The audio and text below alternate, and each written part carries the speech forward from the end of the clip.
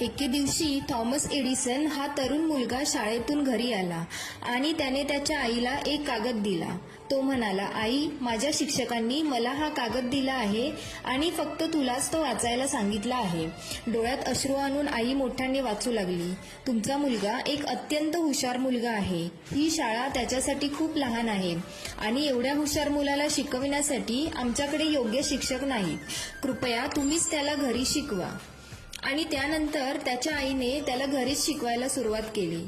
आईच्या मृत्यूनंतर अनेक वर्षांनी एडिसन या शतकातील सर्वात महान संशोधकांपैकी एक बनले आणि बल्बचा आविष्कार केला.